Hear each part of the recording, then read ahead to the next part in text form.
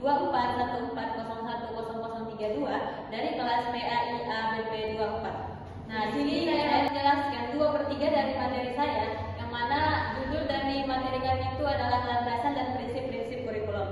Nah, jadi yang pertama kita akan membahas tentang prinsip-prinsip kurikulum. Jadi dalam pengembangan kurikulum terdapat beberapa prinsip-prinsip yang harus kita perhatikan. Agar apa?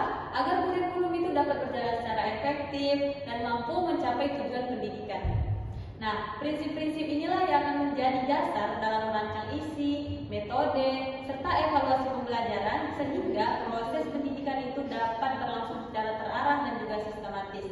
Nah, prinsip yang pertama yang akan kita bahas itu adalah prinsip relevansi. Yang mana prinsip relevansi ini berarti kurikulum itu harus memiliki kesesuaian dengan kebutuhan peserta didik, tuntutan masyarakat, dan juga perkembangan ilmu pengetahuan dan teknologi, serta tujuan pendidikan yang diinginkan itu tercapai. Kemudian, kurikulum yang relevan itu akan membantu peserta didik dalam memperoleh pengetahuan, sikap, keterampilan yang benar-benar dibutuhkan dalam kehidupan sehari-hari maupun dalam menghadapi tantangan di masa depan. Nah, oleh karena itu, isi kurikulum itu tentunya harus disesuaikan dengan perkembangan zaman agar apa? Agar tidak tertinggal dan tetap memberikan manfaat yang nyata bagi peserta didik. Nah, kemudian dalam perspektif Islam, pendidikan itu tentunya harus memberikan manfaat bagi kehidupan manusia, baik dalam urusan dunia maupun di akhirat. Nah, hal inilah menunjukkan bahwa ilmu yang dipelajari itu tidak hanya bertujuan untuk memperoleh pengetahuan semata, tetapi juga untuk membentuk manusia yang beriman, berakhlak, serta mampu memberikan manfaat bagi masyarakat agama dan juga moral. Nah, sebagaimana dalam firman Allah terdapat dalam Quran surah Al-Qasas ayat 77, yang mana bunyinya Bismillahirrahmanirrahim. Wabtaghi fima ataqallahu ad-daral akhirata wa la tansa nasibaka minad dunya wa la tansa nasibaka minad dunya wa ahsin kama ahsanallahu ilaik wa la tabghil fasada fil ardh innallaha la yuhibbul mufsidin. Yang mana ayat tersebut menjelaskan bahwa manusia itu diperintahkan untuk mencari kebahagiaan akhirat tanpa melupakan kehidupan dunia. Nah, hal ini menunjukkan bahwa pendidikan itu juga harus mampu memberikan keseimbangan antara kebutuhan duniawi dan juga kebutuhan akhirat. Nah, masuk pada prinsip yang kedua, yaitu prinsip fleksibilitas. Nah, tentunya kita sama-sama tahu bahwa fleksibilitas ini artinya lentur atau tidak kaku. Nah, sehingga dengan prinsip fleksibilitas ini dapat disesuaikan dengan kondisi lingkungan, kemampuan peserta didik, perkembangan masyarakat, serta keadaan masing-masing satuan pendidikan. Nah, jadi setiap peserta didik itu kan tentunya memiliki bakat, minat, dan juga kemampuan serta karakteristik yang berbeda-beda. Nah, di sini peran guru lah yang sangat diperlukan. Kenapa? Karena guru harus bisa membedakan atau harus bisa menyesuaikan sesuai dengan kebutuhan peserta didik atau sesuai dengan minat peserta didik tersebut. Nah, oleh sebab itu, kurikulum itu harus memberikan ruang bagi guru untuk mengembangkan metode dan strategi pembelajaran yang sesuai dengan kemampuan peserta didik tersebut. Kemudian, prinsip fleksibilitas ini juga memberikan kesempatan kepada sekolah untuk menyesuaikan pembelajaran dengan kondisi daerah, budaya masyarakat, serta perkembangan teknologi yang terus berubah seiring berkembangnya zaman. Nah, dengan adanya fleksibilitas ini, kurikulum itu dapat diterapkan secara lebih efektif tanpa mengabaikan tujuan pendidikan yang telah ditetapkan sebelumnya. Nah, guru juga memiliki kebebasan dalam memilih media pembelajaran, model pembelajaran, serta sumber belajar yang sesuai dengan kondisi peserta didik saat itu. Nah, bagaimana yang saya jelaskan sebelumnya yaitu tentang perbedaan. Allah juga berfirman yaitu dengan bunyinya Bismillahirrahmanirrahim. Ya ayyuhan nasu inna khalaqnakum min dzakarin wa untha wa ja'alnakum syu'uban wa qabaila lita'arafu. Inna akramakum 'indallahi atqakum. Innallaha 'alimun khabir. Yang mana maksud ayat tersebut adalah menunjukkan bahwa manusia itu memang diciptakan dengan berbagai perbedaan suku, bangsa, dan karakteristik. karakteristik. Nah, perbedaan tersebut merupakan ketentuan Allah yang harus dihargai dan dijadikan dasar untuk kita saling mengenal dan saling membutuhkan antara satu dengan yang lainnya.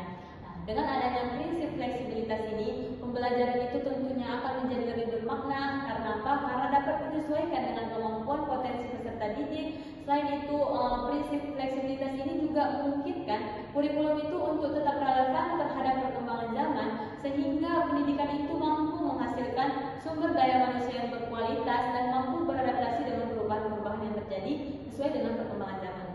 Nah, kita masuk pada prinsip yang ketiga, yaitu prinsip kontinuitas, yang mana kita sama-sama tahu bahwa kontinuitas ini artinya berkesinambungan atau berkelanjutan. Berkelanjutan di sini maksudnya antara satu jenjang pendidikan dengan jenjang pendidikan berikutnya, yang mana misalnya materi pembelajaran itu harus saling berkaitan dan berkembang secara bertahap sehingga peserta didik itu mampu memahami pelajaran itu dengan baik. Nah, kesinambungan tersebut diperlukan agar tidak terjadinya pengulangan materi yang berlebihan maupun kesenjangan materi yang dapat menghambat proses belajar peserta didik tersebut. Nah, dengan adanya prinsip kontinuitas atau berkesinambungan tadi, peserta didik itu tentunya akan memperoleh pengalaman belajar yang tersusun secara sistematis dan berkelanjutan. Jadi, setiap materi yang dipelajari pada jenjang sebelumnya itu menjadi dasar untuk mempelajari materi pada jenjang berikutnya tanpa adanya pengulangan lagi. Nah, kemudian prinsip kontinuitas ini juga berkesinambungan dalam mengembangkan kompetensi peserta didik. Kemampuannya akan terus dikembangkan dan disempurnakan dalam proses pembelajarannya agar proses pembelajaran itu tetap berkesinambungan dan juga terarah. Nah, jadi dengan demikian tujuan pendidikan itu akan tercapai secara optimal dan peserta didik itu dapat berkembang sesuai dengan tahap perkembangannya. Nah, masuk pada prinsip yang keempat, yaitu prinsip efisiensi. Jadi prinsip efisiensi ini adalah menekankan bahwa pengembangan kurikulum itu harus memperhatikan penggunaan waktu, tenaga, biaya, bahkan sarana dan prasarana secara tepat. Nah, kurikulum yang baik itu tentunya harus mampu mencapai tujuan pendidikan yang telah ditetapkan sebelumnya dan juga harus mampu memanfaatkan sumber daya yang telah tersedia secara optimal tanpa adanya pemborosan. Nah, yang maksud dari efisiensi dalam pendidikan ini tentunya sangat diperlukan dalam proses pembelajaran agar pembelajaran itu dapat berlangsung dengan baik dan memberikan hasil yang maksimal. Nah, jadi penerapan prinsip efisiensi ini dapat dilakukan yaitu melalui pemilihan materi yang sesuai, penggunaan materi yang metode pembelajaran yang tepat, serta pemanfaatan media pembelajaran yang efektif. Dengan demikian, proses pembelajaran itu dapat berlangsung secara terarah dan tidak menghabiskan banyak waktu, biaya, tenaga, dan tidak membuang-buang waktu tersebut. Nah, selain itu juga, efisiensi ini juga berkaitan dengan kemampuan dalam mengelola berbagai sumber daya pendidikan secara bijaksana, penggunaan sarana dan prasarana yang tepat, dan mampu meningkatkan kualitas pembelajaran sehingga tujuan pendidikan yang telah ditentukan itu dapat tercapai secara efektif dan juga efisien. Nah, prinsip yang kelima itu adalah prinsip efektivitas. Nah, prinsip efektivitas ini berkaitan dengan keberhasilan kurikulum itu dalam mencapai tujuan pendidikan yang telah ditetapkan. Nah, kurikulum yang efektif itu tentunya akan mampu menghasilkan proses pembelajaran yang berkualitas serta meningkatkan pengetahuan, keterampilan, sikap peserta didik yang sesuai dengan kompetensi yang diharapkan. Nah, keberhasilan tersebut tentunya dapat dilihat dari sejauh mana tujuan pembelajaran itu dapat dicapai oleh peserta didik dan sejauh mana peserta didik itu mampu memahami materi yang telah disampaikan oleh pendidik tersebut. Nah, kemudian prinsip efektivitas ini juga menuntut adanya kesesuaian antara tujuan pembelajaran, materi, metode, media, dan juga sistem evaluasi.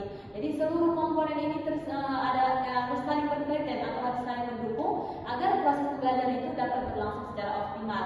Nah, apabila salah satu komponen ini tidak berjalan dengan baik, maka tujuan pendidikan itu tentunya akan lebih sulit dicapai secara maksimal.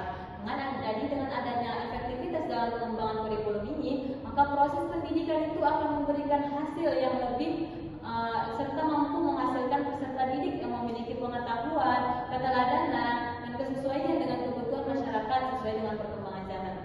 Nah, prinsip yang terakhir itu adalah prinsip berorientasi pada tujuan. Yang mana prinsip berorientasi pada tujuan ini berarti bahwa seluruh kegiatan itu harus diarahkan pada pencapaian tujuan yang telah dicapai. Nah, jadi tujuan pendidikan inilah yang menjadi pedoman utama dalam menentukan materi pembelajaran, metode pembelajaran, media pembelajaran, dan sistem evaluasi. Jadi dengan adanya tujuan ini yang jelas, tentunya proses pendidikan itu akan berlangsung secara terarah. Tanpa adanya tujuan, tentunya kurikulum itu akan terombang-ambing tanpa adanya tujuan yang jelas. Nah, selain itu juga orientasi terhadap tujuan ini akan membantu proses evaluasi pembelajaran ini, karena keberhasilan pendidikan itu dapat diukur berdasarkan tingkat pencapaian tujuan yang telah dirumuskan.